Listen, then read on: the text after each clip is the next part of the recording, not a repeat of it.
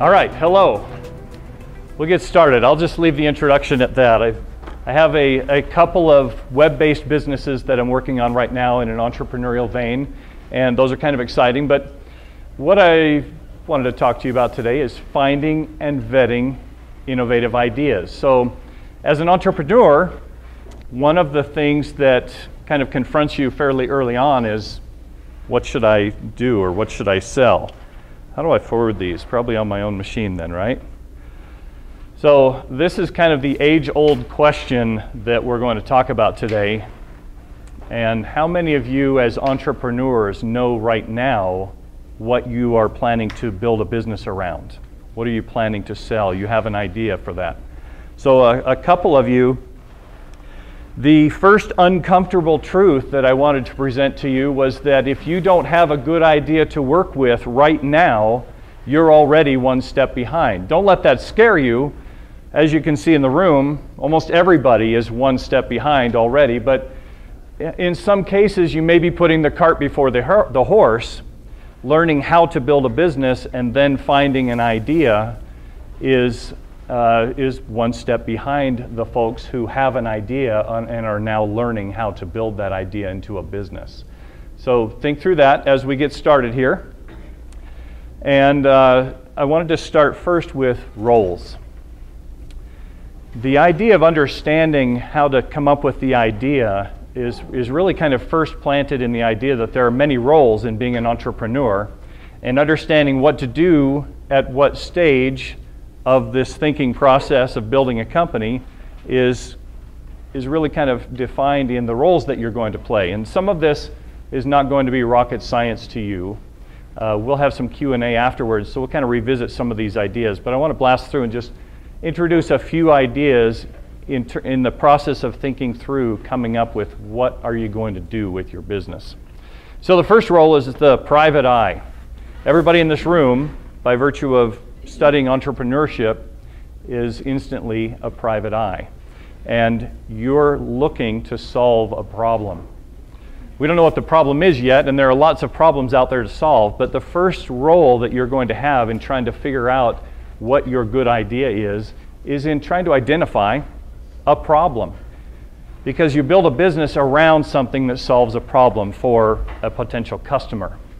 So thinking through that problem, and I'll introduce some ideas on how we can think through what kinds of problems there are out there. But there's your first role, your private eye. Your second role is that you're a creative genius. Once you discover a problem that you're going to solve, well, you have to solve it. And those two first roles are really the basis of figuring out what is it that you're going to sell. So you got to be a creative genius. Does anybody know who this person is, this fuzzy picture? It's Tesla. Who said that? Get out of here, man. That's Thomas Edison, who was one of my childhood heroes. I grew up in Fort Myers, near Fort Myers, Florida, where Thomas Edison worked on the light bulb. Oh man, we're going to have a fight after. Okay, so the third role is the scientist. You're all scientists, and this is a scientific process, and I'll introduce a couple of ideas about being a scientist and an entrepreneur. But basically, you're going to test your solution. And this is actually the third role. This is the third thing you're going to do. Notice that we haven't talked about even building your product yet, because that's actually the next role. And I'll describe really quick why these two things are related and in this order. Because as the builder, your fourth role as an entrepreneur, you've got to make this thing, whether it's a software solution or whether it's actually some kind of widget that your customers are going to hold. You've got to figure out how to actually make it so that when someone buys it, you can hand it to them or give them the password to it. So as a builder, though, you're kind of in juxtaposition to your scientist role. You're doing this first. You're going out and testing this product first, because I imagine if you were like me when I was a student, your budget is very, very thin, and you're kind of trying to decide whether or not to buy top ramen noodles or rent the 3D printer down the hall. And that's where you are with your budget. And as the scientist, you need to get out there before the builder starts and figure out if what you're going to build is really going to work. So we talk about this all the time, right? This is kind of your testing phase, and you can actually be a scientist and work on things like a paper napkin. Draw your thing or work it out on paper, and you can actually take that out and test it. And that's why those roles are in that particular order, because when it comes to building, that's when you start thinking about budget and resources and things that you don't readily have. And it's really nice to have done the testing and make sure you're going to expend all of those resources on something that will actually work. And by work, I mean somebody will actually buy it. That's the most important thing. So the final role is role number 5, and that's to be a visionary. And that's the part where you're really doing the things that you're learning about in the overall course of what you're studying as an entrepreneur, and that is how to build the business. And a lot of it has to do with making it better or making it scalable. So being the visionary has to do with everything from how do I get our team to work better, more efficiently, to how do we build a channel to deliver this thing that we're going to sell, to establishing partnerships, and making your product itself better. Anybody know who that person is? Henry Ford. Are you a Chrysler man? Okay, just checking. All right. So Henry Ford, as a visionary, he didn't invent the automobile, he just made it better. He actually just made a better way to manufacture and distribute them. So he was thinking a little bit outside the box, not necessarily about the widget that he was selling, but how to make that widget more scalable. All right, so there's the roles that just kind of give us a framework for how we're going to think through finding the good idea and what we're going to do with those ideas. So I want to talk about some idea areas. I didn't have a better word for that. There's going to be a few of those. So here's an idea area, and it's the obvious but difficult. How many of you have ever just daydreamed, at least for a minute, about inventing a time machine? Any of you? Good, because that's the kind of creative fun that an entrepreneur needs to spend some wasted time on. This is a time machine, as you know, and it's a life-changing technology, but it's nearly impossible to build. But there are some of those things, right? I mean, you know, we've got these amazing phones, and we've got computers, and there have been things that have been invented and built that are kind of like this, not as fantastic as a time machine, but they're the obvious. What's that? Yeah. They're obvious ideas, but very difficult. Anything you might see on Star Trek. But there's another side to that story. And a lot of the things that you guys are growing up with in today's world are things that seemed this impossible 50 years ago. So don't let that stop you, but don't spend too much time on things that are beyond your reach right now. You need to grow into those things. Here's another one.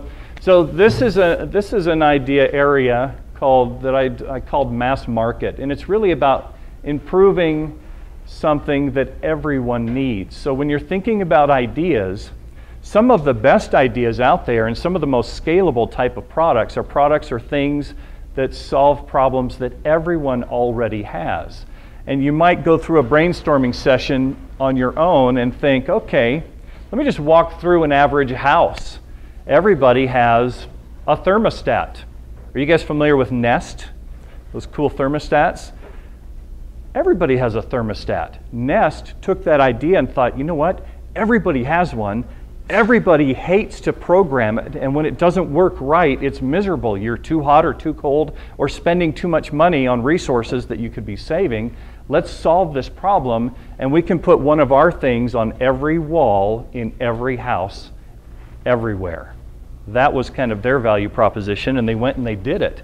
So they built a better light bulb. Here's a light bulb. These are really cool LED light bulbs.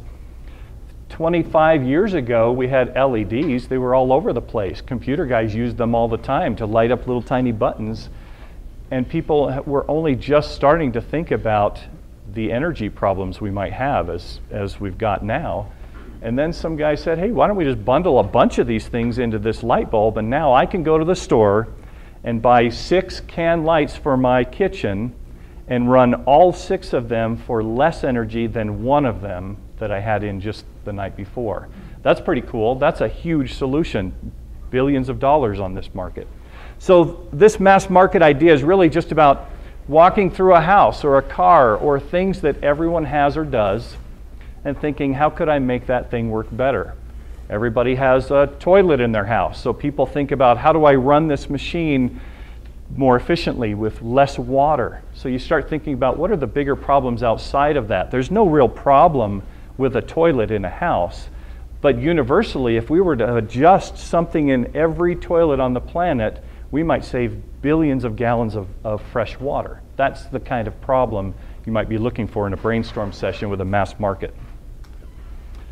So there's specialized kinds of things, and these are things that have a really small audience, but a really big impact. These are the kind of products, this is a picture, you've probably seen this video of this young woman here who had a hearing problem, and now she's hearing for the first time or something like that. This is a specialized device.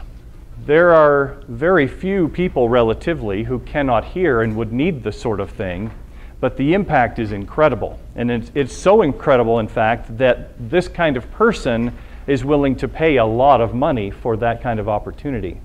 So this is a little bit different adjustment market. You're not walking through the house and looking for a thermostat or a new way to run a stove or a safer way to detect smoke in a house. You're focusing in on a very specialized market of people who have very specialized needs. And this can be anything from a human personal need, like a cochlear implant, but it can also be a business need.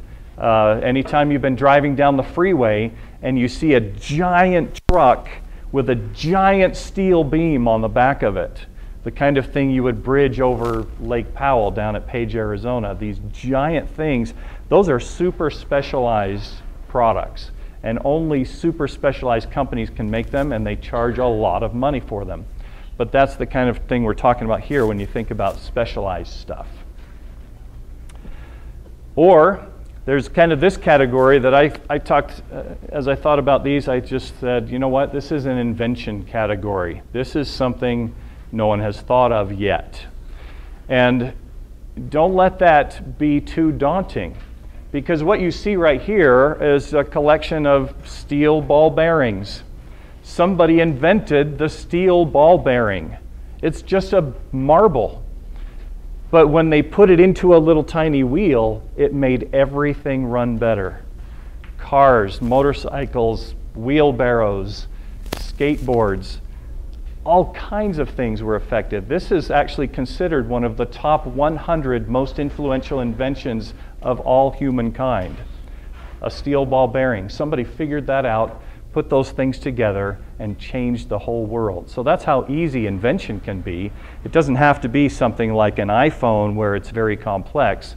It can be a very simple problem. So inventing something that does something completely new or that solves a wide range of problems is another great opportunity. Okay, so those are the areas that I could think of for now. We'll keep this to, we've got 2 hours, right? No? 1 hour? All right, we're just going to do half my slides then. I'm kidding. We're almost done. All right, so let's just talk through a few rules. And I hate to call these rules. I always tell my kids, rules are good, right? When they're like, I don't want to follow the rules, I think, wait a minute.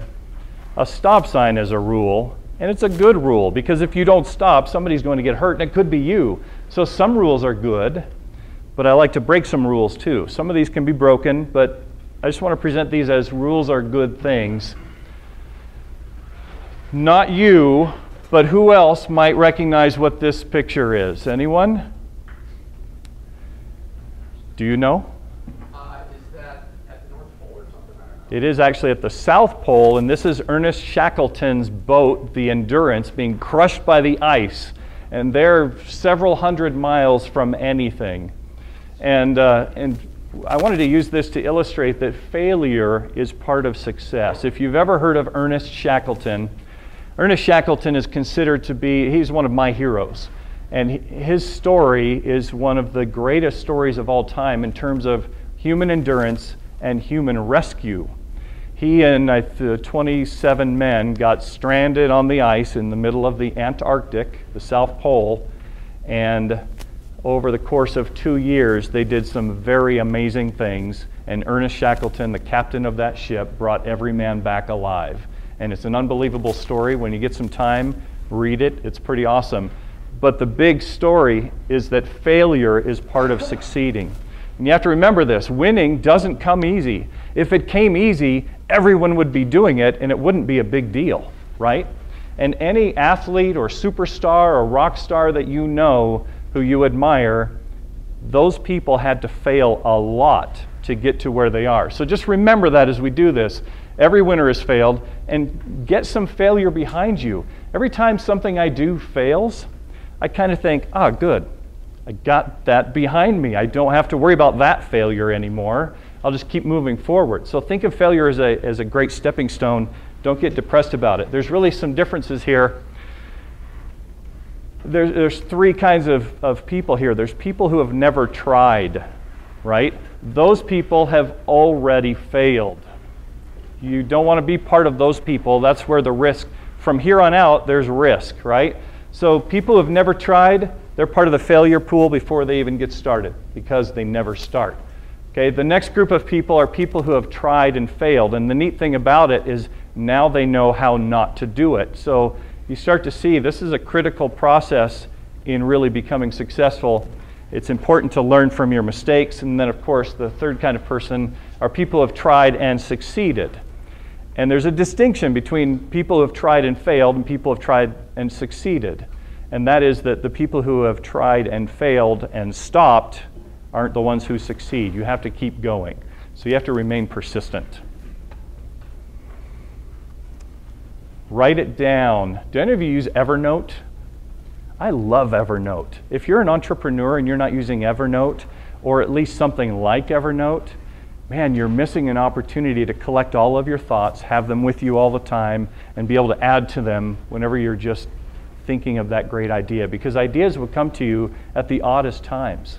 And you want to be able to write those down in a place that you can have it to remember, to review, and to build on your ideas. So as you start to invent something, so I have a company called StepTap, and it's an online, kind of a social network service type of platform where you can go and build how-tos. You can build a how-to online and get video in there and put pictures on there. And as I was thinking through this idea, I would, at the random times, I'd be walking down the grocery store aisle and think, man, we could use this to do that. And I would stop right there and be able to make that note. You want to be able to write stuff down, take a few minutes to really get the details, because those thoughts go away. Have you ever done that where you're like, I've got a great idea, I'll write that down in a few minutes. And then later you go, I was about to solve world hunger and I forgot it, right? Dang. So get something on your device and be ready to write those things down right when you get them. Revisit those lists often, because as you review, that's going to spark your own little brainstorm. You just got this ongoing brainstorm of how things are going to happen for you, and refer to it often. So this is an interesting slide, and it's all about getting qualified feedback. Now go back to your science role. And in your science role, and you've heard this before, right? Everybody talks about taking your baby to grandma, and you say, isn't he cute? And mom says, oh, he's adorable. And the problem is, your mom is lying to you. Because your mom loves you, and she wants to make sure you feel good. And so do your friends. Your friends like you. They don't want to say, God, that's the dumbest idea I've ever heard. They want to kind of encourage you. So some of these people, in fact, your workmates are lying to you as well. Steve, do you guys know Steve Blank? You've been studying up on Steve Blank's the Startup Owner's Manual.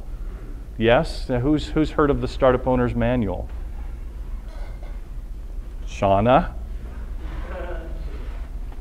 All right, write that down in your notes really quick. Steve Blank is the writer of a book called The Startup Owner's Manual. I wouldn't start a business without reading that book. But in there he says, there are no facts in your office. the Startup Owner's Manual. The Startup Owner's Manual. You can get it on iTunes, you can get it at the bookstore, you can get it on Amazon. Steve Blank is his name right here. So he says there are no facts in your office. And we have a running joke in our office. Whenever we ask the opinion of the other, we start to laugh about, we don't know. The real answer is we don't know. We can sit around this table and talk about it all day long and convince ourselves that we're right. But the only way we're going to be sure that we're right is if we take that idea that we've figured out and we go and we sell it to a customer, because they're the ones that don't lie. Customers who have cash and they give it to you for that idea, that's when you know you've got a good idea. And that's an important one. Because you can't ask the guys in your office because you're all just cheering for the team. You can't ask your friends and family because they love you and they don't want to hurt your feelings. You got to get out there and get qualified feedback, and really what that means is you got to make a sale. And you can do that before you even start to build and expend those resources, right? You can sell a paper napkin idea and get funding for your idea. You guys know that with all of the funding stuff, right? Kickstarter and all those things. That's exactly what's going on here, is people are taking their ideas to the street and selling them before they build them. You've heard this one too. This is another rule about what you're going to do with your product, because you come up with a great idea and that first iteration of that idea is probably incorrect. It's probably in the right direction, but you're going to need to pivot. And if you think about a pivot, right, a pivot is just me standing here and just kind of turning a little bit like that. And eventually that's going to change my direction by a lot. But right now it's just a little change. You're just going to add a little bit to your idea. You're going to go test your idea as the scientist. You're going to ask people what they think, and they're going to give you feedback, and you might throw some of that feedback away, but you might bring some of that feedback back in and go, you know what, we need to just pivot just a little bit. Because we thought this product would be really good for this audience, but now we're figuring out what we've got is a great idea for maybe a different audience. So your pivot isn't always about you, it might be about where you're pointing. Make adjustments as you need them, and then you've got to start your testing over again. Once you do a pivot, you got to go back out to some customers and say, hey, you know what, when we talked last time, we were kind of pointed in this direction, and we've changed a little bit, and now we're doing this. What do you think? Hey, that's a great idea. Great. How much will you give me for that? Because we want to charge $100.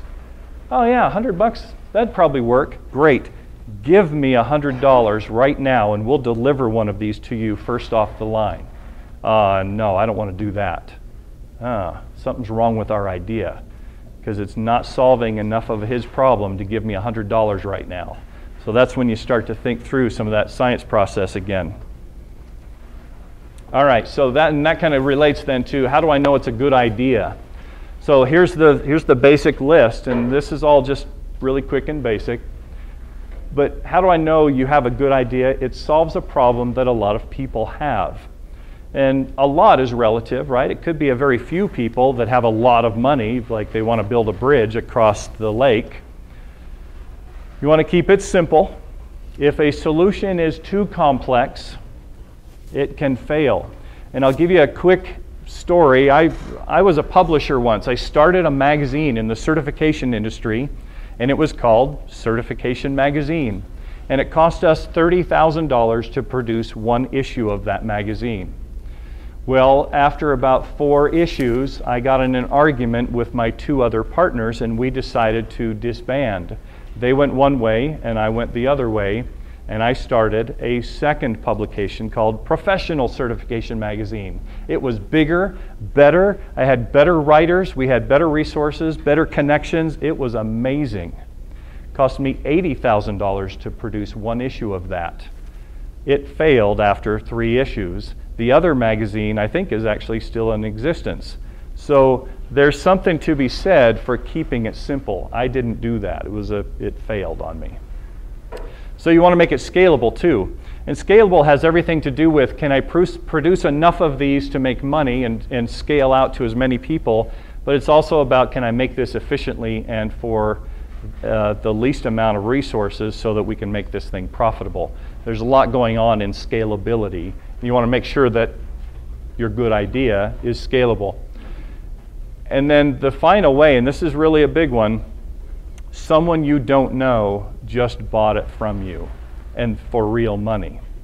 That's how you know this is a good idea, and that's really the bottom line when you're coming up with an idea. And you want to try to sell those ideas as soon as possible and before you spend a lot of money on resources. So take them a napkin, take them a glued together Lego building of your thing, and see if someone will buy that from you for real money. And that's when you can have that aha moment and think, I've got something here. So finally, kind of to wrap this up, don't be afraid to dream big. And the two thoughts I had here is, one, difficult is not the same as impossible. And in fact, difficult is really a key to making kind of an awesome business. Because if it's something that's really easy, there's probably some way to draw this on a big scale. But the easier something is to do, the more people can do it without spending much money, right? So you think in terms of mowing your lawn, for instance. I can mow my lawn myself. And if I have a lawnmower, it only costs me $1 in gas and an hour of my time. That's pretty low, and actually I enjoy doing it because it's a little bit of exercise and I get away from things. And so that's how to make a business that's going to do a lot of lawn mowing and make a lot of money is something that a lot of people do. And you can do that. That's a business. It's cool. But if I raise the difficulty, it doesn't have to be impossible, but the harder it is to build that suspension bridge part, the more I can charge for it and the fewer people that are competing for that solution with me. So I like to think about it in terms of this. There's it can't be done, and there's it's hard to solve. And the story I wanted to tell about Yoda here for a second is when I was walking through my kitchen in 1977, and my mom had the TV on the counter, and I was walking by and I stopped in my tracks. Because on that TV were two guys shooting laser guns at each other, and until that moment, no one had ever seen that sort of thing. And it was amazing. I froze in my tracks. I watched this commercial on TV, and it was for a movie, and I yelled to my mom, "We have got to see that." And she said, "No way, that looked like trash." And then we went as a family and saw Star Wars 7 times in the first month. No kidding. Some of those nights we stood in line for over 2 hours to get in. That was pretty exciting. But when we watched that, my brother and I would go home at night and we would say, "Yeah, but that's not real. There's no way you could do those sorts of things with light." And we would talk about, what if you could? No, that's impossible. You can't cut things with light. And now, only not too many years for me, it's probably forever for you, every one of you right now are wearing or holding or have something that was cut with light. It's everywhere. We're doing it, right? So that seemed impossible 30-something years ago. Something that seemed impossible is today ubiquitous. It's no big deal. Yeah, we're going to cut that with a laser. Wow, the first time I saw lasers, that was impossible. So you can do that. Don't be afraid to dream big and think of those really crazy things, but also don't be afraid to dream small, because this little tiny thing right here changed the world and is recognized as one of the top 100 most important things that have ever happened in human existence. That's a tiny little thing. The guy who figured that out is amazing. Changed the world. And it's not a light laser sword, and you never saw one of these in a movie and went, "No way," right? But some guy did that and figured it out. So sometimes the solution is as easy as a small steel marble. So I probably didn't give you a whole lot of ideas, but I wanted to kind of wrap up with where you are on this, right? You've got to be passionate about your idea. Be confident in your idea. Be ready to pivot just a little bit and resist the urge to kill yourself, because that's going to happen. If you're an entrepreneur, you're going to be in a room and you're going to pitch to an audience of investors, and some of them are going to go, that idea sucks, right? You're on Shark Tank and they say, I'm out. And those guys got to go home and they got to figure out what went wrong, and they've got to pivot just a little bit. But the first thing on their mind is, I'm going to cut my wrists. This is over. I can't figure this out. It's done. Lightsaber, who would have thought of that, right? So that's going to happen, and be ready for it, because your ideas, until they get all the way down the channel, are going to get battered and bruised, and you've got to be there to kind of defend them, figure them out, and solve the problems that are presented to you. Think of those rejections as problems you have to solve, not reasons to kill yourself. And I'm kind of kidding with that, but you'll really feel that way. Go. Where do you think you've drawn the line as far as being too passionate? Because I've heard the saying, don't be married to an idea. Yep. But then you also have to be very passionate about what you're doing. Yeah. So where do you draw the line? There is a slide I was going to put in and didn't, and it was going to be, don't beat a dead horse, right, is what you're talking about. There is a time when you need to step back and say, wow, we pivoted, we went this direction, we tried to tweak it, and no one is buying it. And there are the modern theology on that problem is do that, get to that point as quick as you can so that you don't waste a lot of resources on an idea that's going to suck your will to live for the next 10 or 15 years, because that happens all the time. You see those mad scientist guys who are still working on this thing that they're sure is going to be really awesome. You know, it's that awesome CD technology that nobody even remembers anymore. You know, so where to draw that line is variable for everyone. But it is important to know that you want to stop at some point and take a step back and realize that this is your baby, but it's not the right baby. So let's move on from it and change it completely. We use the baby thing. It's a euphemism. Anyway. Okay. All right. So, and then, you know, another very important thing too is really, and I wanted to address this really quick, maintain your focus. So, one of the problems that I have is that I have a lot of ideas. Sorry, I've kicked that now 6 times. I'm just going to move it. I have a lot of ideas. My Evernote is chock full of things I want to do. And part of my problem is I want to do them all today. They're all great ideas, I think, and I want to start doing things. And I start to lose a little bit of focus, and I have to rein myself back a little bit and say, no, hang on. I started this project. I need to stick with this all the way through and give it all of my attention, because you can't do too many things at once or none of them will work. So you got to maintain your focus. If you've got an idea and you're ready to run with it, you got to really give it all of your focus and let go of everything else and stick to that one thing.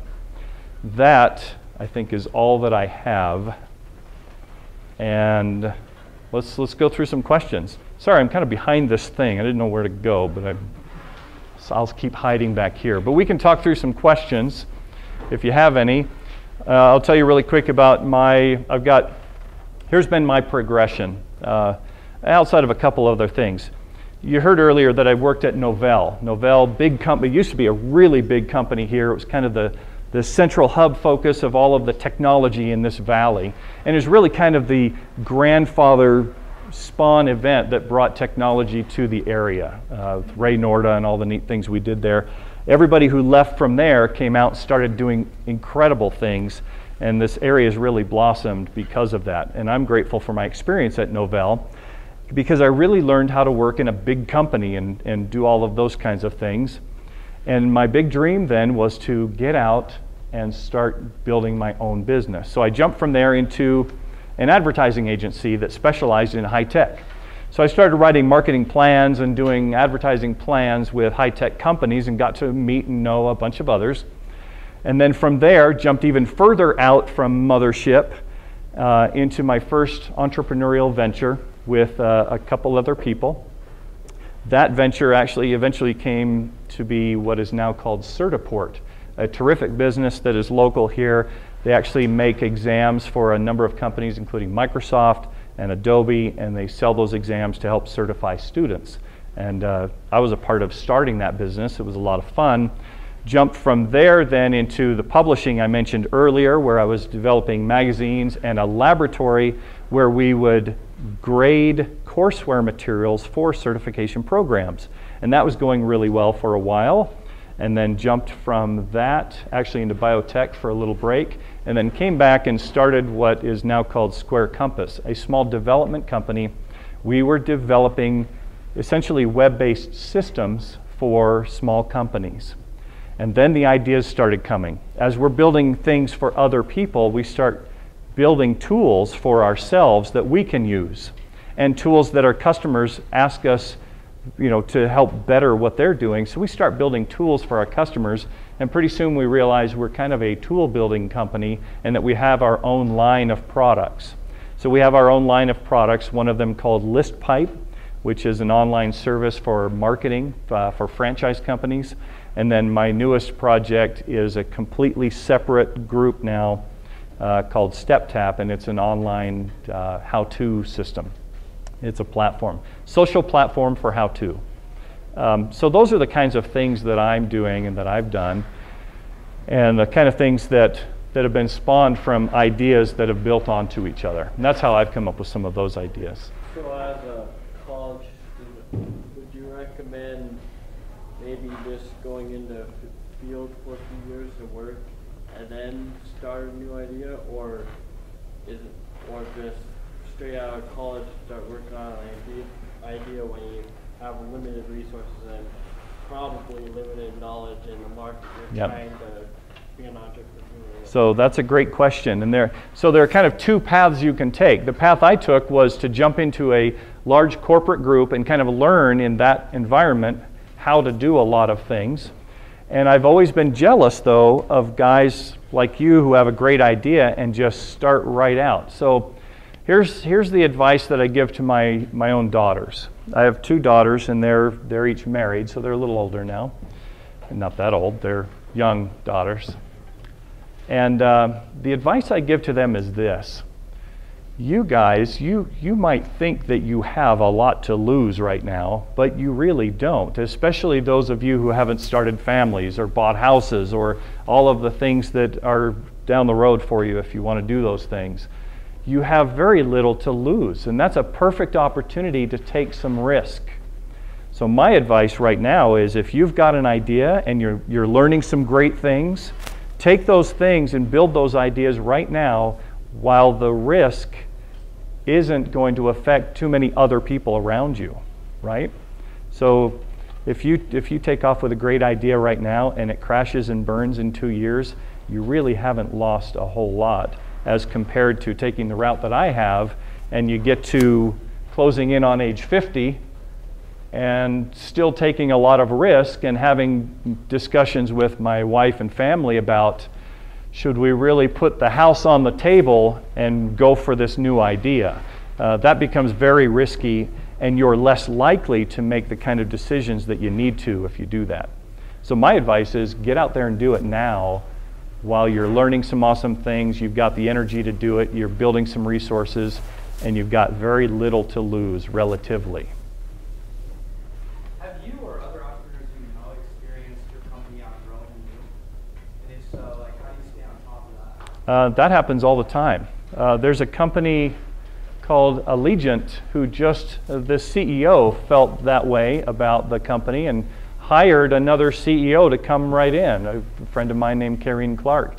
And they kind of felt like that. They were starting to grow. It was starting to kind of get bigger. And people regarded, tell me his name, Allegiant, carrying the... that's who I'm trying to think of. Yes, I can't think of his name right off. Sorry. No, I apologize. I'm off track here. But yes, that happens all the time. And that people kind of regard that incident as fairly remarkable. For a founder of a company to step back and say, you know what, this is getting big and I'm not ready to, I think it will get bigger if I bring in someone who is better at doing bigger things. And so the real answer to your question has to do with personal specialization. What are you good at? And then you'll need to surround yourself with people who are good at doing the other things, right? If you recognize what your abilities are and focus on those and start to build around that and let other people take the things that you're not good at, you'll be more successful. And that's what we're seeing in a lot of companies that start to really succeed, and their founders who have a good mind about it are saying, you know what, I'm not very good at going this next level, so we'll bring other people in to do that. That's a great idea. Any other questions? By the way, that's something that I recognize in myself. I'm an idea guy and an inventor guy. I can start something, and once it's all set and ready to go, I have a very difficult time building out to scalability. And so I recognize that that's an area where I need to have other people helping me, because I'm not good at that part. Yes, ma'am. Cary, if they're not going to ask a question, I just want you to bring something up. I just want to say that Cary is one of the most fun people that I know. He works really hard. Could you speak to life balance, the 4-hour yes. work week versus the... Sorry, how many of you have ever read or know of the 4-hour work week? You guys know Timothy Ferriss is the guy. He's kind of a cool rock star guy, and I've followed him for a long time. I read his book, The 4-Hour Work Week. And he kind of advocated in that book that you only have to work for 4 hours to have the ultimate lifestyle. And he builds a good case, but it's not entirely realistic, because I tried. And so that's kind of presented as one extreme. And take it from me, that's not very realistic. He gives a lot of great advice. That's a fun book to read. But a 4-hour work week is not going to get you very far very fast. On the other end of that spectrum is the 80 or 90-hour work week, in which you are working yourself to death and not taking advantage of your life. So there's a story, and you've probably heard it, and it's about a guy who's sitting on the beach and he's building these necklaces out of just some hemp rope and some beads, and he's building this necklace. And an entrepreneur comes along and says, those are awesome. You know what you ought to do is you ought to move up to the road and put a kiosk right on the side of the road, because there's a lot of traffic that comes by and more people will see your awesome beaded bracelets and you'll sell more of them. And the guy says, why would I want to do that?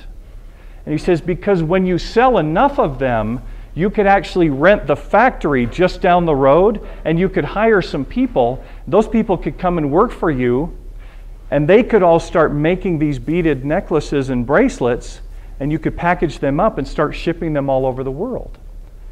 The guy says, why would I want to do that?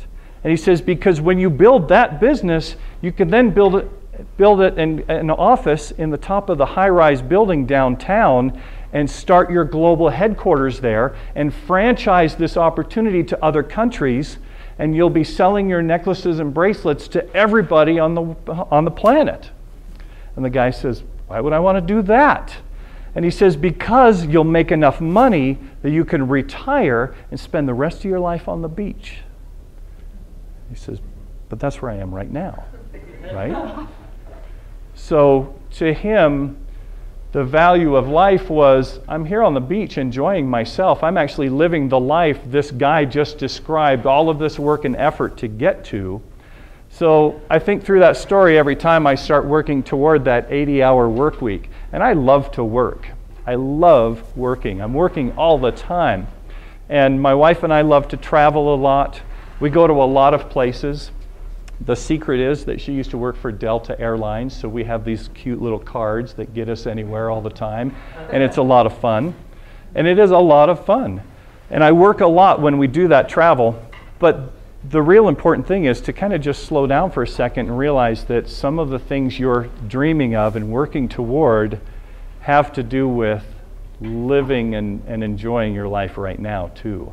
So don't, I guess the wisdom there would be find the balance between spending a lot of time growing an awesome business, but don't get to the end of that in 30 or 40 years and say, wow, I missed an opportunity to go skiing with my friends or on a date with my other friends or spending time with my family. Any of those things that are important to you, figure out what those important things are and work for them. Thank you all for listening.